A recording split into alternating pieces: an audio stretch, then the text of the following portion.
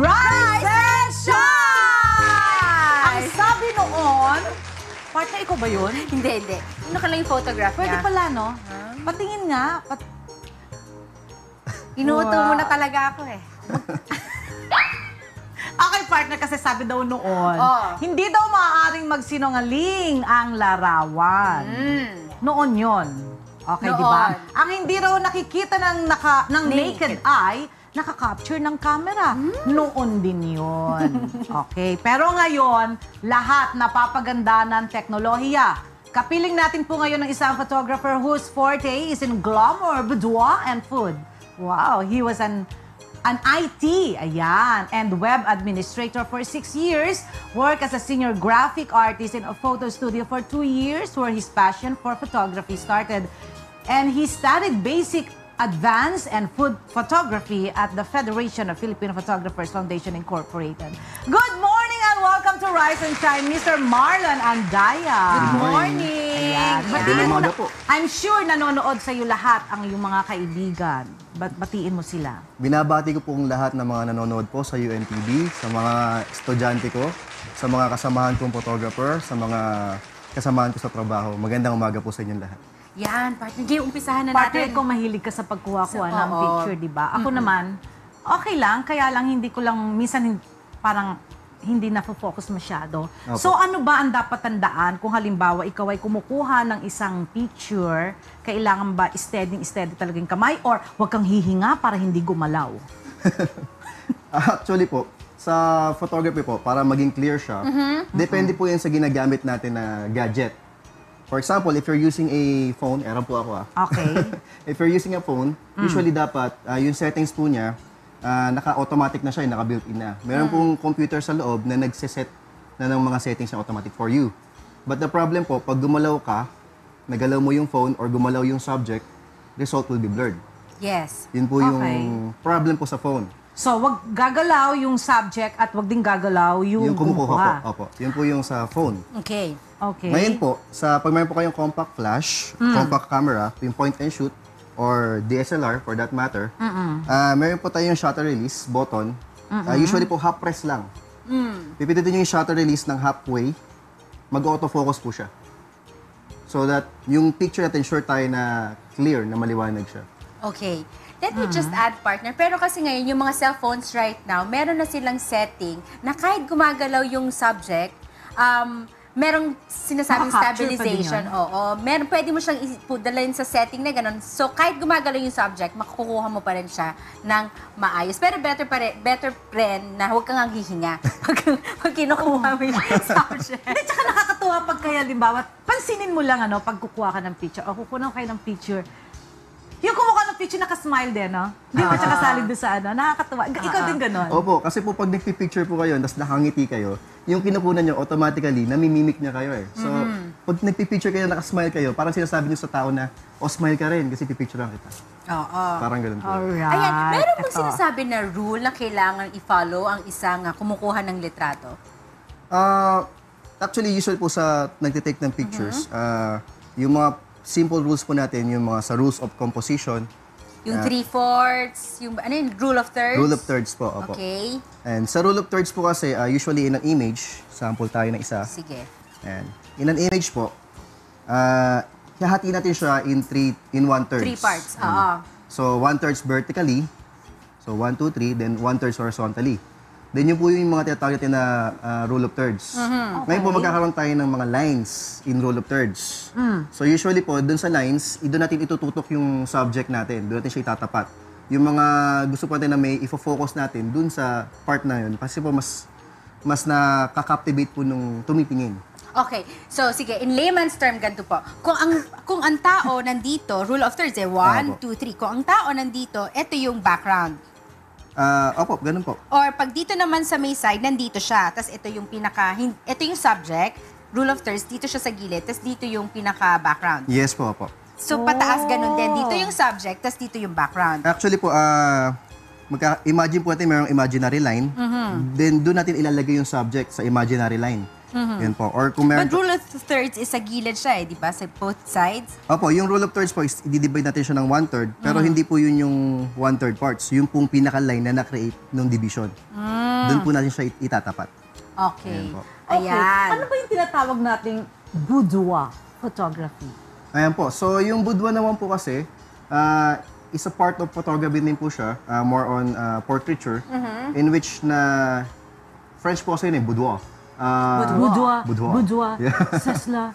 Ayan. Ang meaning po sa niya is bodyscape. Aha. Okay. Yun po yung boudoir. Pero not necessary naman po na sinabing boudoir is usually kailangan naked agad or implied agad. So, when we say boudoir, usually po yung we bring out the sexiness of a subject or a person in a particular way. So pag sinabing boudoir pala, parang embodied ka nun. Kasama na rin. Eto kasi minsan, Marlon, gusto ko pumayat yung mukha ko Opo. sa picture kasi mukha kong siopaw. So, Hindi naman, partner. ano, Di naman po. mukhang itlog lang. Hindi. Ito naman. Siomay. Joke. Tapos gusto ko talagang sa picture, lumiit yung mukha ko. Kailan ba alam mo din ang angle mo? Opo. Importante po yun na... Paano mo malalaman kung ano yung angle mo? Usually po kasi ako, before I take pictures of my subject, nagtitake time po ako before I take pictures. So, an hour before yung shoot po namin. Pinag-aaralan mo na. Opo, makikipagpintuan ako sa kanya. Tapos, yan, titignan ko na yung magandang angulo niya. Katulad para yan, si Jenny. Nakikita mo ba kung anong angulo ni Jenny? Ay, opo, maraming angulo po ako nakikita. Sa likod lang. Maganda yung likod. Likod? Okay. Tapos na po yung interview natin. Sa tingin mo si Jenny, okay, ayan, kunyari subject mo yan. Opo. Tumingin ka dito, Jenny, yan. Parang gusto ko na pong kunan eh. Sige nga, ano mo nga tingnan ko. Tapos, paano, sa tingin mo, anong angle ni Jenny? Left, right, front, ano? Actually, yung sa na-captivate kasi ako nung kagandahan eh. Oo. Nakapajama pa siya ng lagay yan, ha? Okay. Ayan, yung nakikita ko po kasi sa kanya, symmetrical naman yung face niya. So meaning, pwedeng sa left, sa right. Walang angulo, partner. Ang partner. galing. Ayun Sa po. lahat pwedeng kunan. Pwede. Eh, kay po muna yan. partner. Huwag ka magkakamali, Mark. May sinasabi po. Okay. Napansin ko naman po, kasi ang usually po, ang problema natin, pag yung gusto nating pumayat ang mukha, huwag po tayo magpipicture ng broad, yung harap na harap sa camera. So, mas maganda po yung i-slide natin ng konti para po mas maging slim. At lagyan ng contour. Pero si Kasama na po partner, yun. saan ang angulo niya? Bago natin tanong yung susunod na question. Well, ang angulo niyo po usually by side.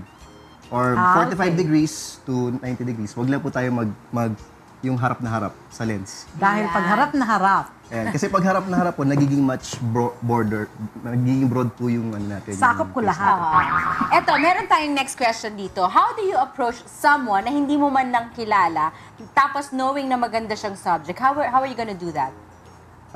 Ang ginagawa ko po kasi sa ganito, Hi, usually... excuse me. Picturean kita. Picture lang kita. Baka matakot sa iyo yun, di ba? Paano niyo po gagawin? Usually po kasi pag ganun, ako, may mga client po ako, hindi ko naman sila talaga kilala. So, nagkikita lang, first time namin mag-meet, first time namin mag-shoot. So, ang ginagawa ko po doon, yun nga po, before mag-shoot, habang mini-makeupan siya or nag-prepare po sa set, ang ginagawa ko, kinakausap ko yung subject, yung model. Then, mga common questions, tigasan ka, anong pangalan mo, ilan taon ka na. Yung mga, parang mga light conversation po siya. Tapos, nilalagay ako ng mga konting humor para mas magaang siyang katrabaho. Then, pag yung magaan na po yung loob nyo sa isa't isa, pag sinabi mo, nagbigay ka ng instructions na, okay, sige, harap ka sa akin, talikod ka, higa ka muna. So, hindi siya nagda-doubt dun sa instructions na binibigay mo.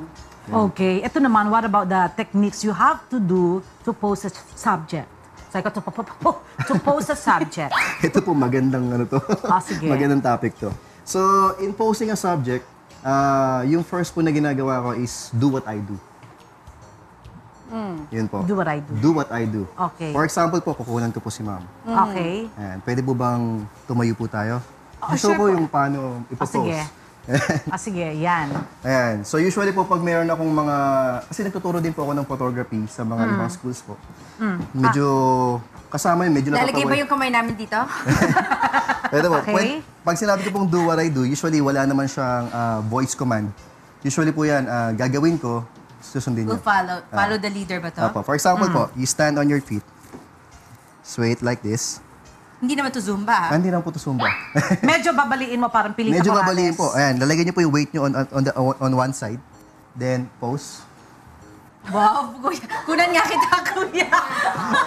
paano nga ulit, kuya? Ayan, wait, pose. Ayan, ganyan. Ayan, usually yun po yung mga mas madali. Kasi when you give commands, medyo nalilito yung model natin. So, ang ginagawa ko, okay, do what I do. Para mas kakopyahin na lang nila. Kakopya po lang, mas madali po siya. Yun po Normally, yung- ganun. Pero bagay sa'yo yung pinagawa niya. Hindi bagay nga sa'yo, partner. Sige. 1, 2, 3, click. Kala mo iba ko style. Okay, magsiupo na tayo lahat. Okay, maganda? meron pa pong way po na ibang ginagawa. Ano? Pag hindi po niya makuha yung ginagawa ko, yun na po yung two-finger rule. Ano, po naman yun? yun? Yung two-finger rule, pwede mo siyang i-touch using two fingers only. So, for example po. Okay, so, lean back po tayo. Pwede nyo hawakan yung shoulder. Tap nyo ganyan. Automatic po yun, mag two fingers lang. Then, for example, yung head, titilt mo na konti. Tatas mo na konti. Using only two fingers. Ayan po. Para mas professional po yung, Di na yung natanggal. approach natin. Okay, ayan. Two fingers, yun Oo. pala. Ano ba mas maganda? Yung candid shots or yung talaga magpo-pose ka? Well, depende Depende. po sa team, sa tema. Pag yung tema po natin gusto natin medyo candid siya or yung medyo more natural looking, candid po yung mas maganda. Pero kung fashion po kasi ang pinag-uusapan and glamour, usually po talaga, yung meron tayong post na binibigay para dun sa subject na susundan. What about food photography? Yan, usong-uso yan. How do you capture a really nice, get a good photo of ng pagkain? Sa food po kasi, kailangan kasi... Close up, pataas, paside, or something? Ayun po, may Depende. iba din po kasi ng angulo eh. Usually po kasi, hindi natin napapansin, pero yung food, yung mga kahit anong mga product, mayroon po yung harap eh, may mukha yan. So hahanapin mo yung angulo niya na mas maganda siya, mas masarap siyang tignan. Kailangan po kasi sumptuous yung pagkain pag yung nakita mo siya sa picture. Kasi pag hindi, you won't even attempt na i-order mo yung pagkain. Oo. Yun Yun po. nga, yun nga yung sinasabi ko noon, partner, di ba? Ang ganda-ganda sa picture, pero pag in-order mo, ba't ganito? Opo. Di ba, no? Yun po. Paano mo nakaka-capture din yung halimbawa yung sa coffee? Usok. Tapos Apo. may usok doon? Camera, ano ba yon? Camera trick, application, Oo. May mga ginagamit po kami ng mga talagang mainit siya na substance na talagang umuusok. okay. May minsan po kasi, pwede naman na post-processing na lang din siya. Sa post na lang inaayos. Opo, post-processing po. Editing. Okay, so bigyan mo kami ng tips. Kung halimbawa gusto naming kumuha ng mga food. Sa food photography po, ang importante po dito is yung lighting. Lighting, Opo. okay? Lighting and yung composition. Okay. Yan po. Yun po yung isa sa mga pinaka-importante po sa food. Meron ba tayong food dyan na Wala. picture? Hindi, pero partner, gusto ko lang pag-usapan, paano mo nakaka-capture yung may gumagalaw like that one? Yung mga, may movements, asa na ba yun? Yung, like this one po. Paano po siya nakaka-capture? Explain natin sa ating televiewers. Ayan, yan, no? yan, no? Do you see this one? Yan. O, di ba? Paano Galing, niyo po? no? Tsaka ilang takes yan bago makuha yan? Hindi kaya nahilo na siya niyan? Hindi naman po. Actually po, itong mga ganito pong shot, tulad po nito, wala po siyang take two. Walang take two. Kasi event po to eh. So usually kung ano yung okay. nangyayari, yun na siya, yun na yung ginagawa natin. Unlike po nung mga ganito, may mga take two siya. So parang, isa pa, isa pa. So, paano sabi, niyo paano po bang ano, yan? na-anticipate mo ba na tatalon yan kaya naka-ready ka na? Yes po, opo. Kailangan po talaga dito is anticipation. Ito naman po, ang setting ko po dito is fast shutter speed. So para po kasi sa shutter speed po, na kukuha natin yung movement, pwede natin ma-freeze yung time or we can even add motion blur na nagsasuggest na nagmo-move yung subject. Okay, may sample po ako dito ng may motion blur. Yan, yan. Ano yun? Ito po, ito pa. Ito. Yun. Ito sa basketball. Ayan. Tsaka yung sa motor. Yan. Ang motion blur, ito yun. Kasi blur yung... Yung blur po yung background niya. Then yung Ginagawa subject. nyo na lang po to. Hindi po. Sa style din po, sa technique din po ng pagkukuha po ng picture. Okay. Opo. Ang tawag po dito is panning. Panning technique. So, susundan mo siya, ipapan mo yung camera mo, nakafocus dun sa subject. Galing, no? Kasi yung subject malinaw, Yes no? po. Ngayon po, kasi pag yung slower yung shutter speed natin, mas nagbe-blur siya yung image po. Ngayon po, ang sistema, using slow shutter speed, ifo-focus mo na dun sa subject, then ifa-follow mo siya habang nagte-take picture, then pag tingin mo yun na yung tamang moment, You press. click it. Apo. Alright. Okay, last question bago natin siya pakawalan. Ano po ang mas maganda pag nag-print out ka ng photos, glossy or yung non-glossy? Actually po yung glossy, mas maganda po yun Pag tinignan. sa physical appearance niya. Maganda siyang tignan. Yung mga pixelated images, kahit yung makuha sa cellphone, Maganda siya lalabas sa maganda po glossy. siyang lalabas sa glossy. But the problem with glossy po, pag yung nag-moist siya, medyo Sira na. dumidikit sa frames, so medyo madali po siyang masira. Unlike po nito, ang tawag po nito is matte or silk, scratch-proof, waterproof. So mas matagal po siya. Pag ina-album po yung mga weddings, ito po yung paper na ginagamit. Matte or glossy. Alright, thank you Yan, very thank you so much. Mr. Marlon. Talagang very informative yung binigay mo sa amin ngayon. Ngayon, saan ka naman nila po pwedeng makontak? Any contact details? Kung halimbawa gusto nilang magpakuha ng litrato sa'yo. Meron po akong contact number. Meron din po akong website. Pwede niyo pong tingnan yung mga sample shots ko po. At saka yung mga post-process. Kasi nagpo-post-process din po ako dahil I started as a graphic artist. So yun po, nag-edit din Ang ako ng website picture. mo yung www.marlonandaya.weebly.com. Opo. Ayun. Alright. And then, yung contact... Contact number ko po is 0922-837-6366. 0922-837-6366. Okay. Thank you so much, Mr. Marlon Andaya. Thank you po. very Thank you. Okay, stay with us because up next is our special guest here on Rise and Shine for our RNS Search for Talents. Take it away. Ha? Later pa.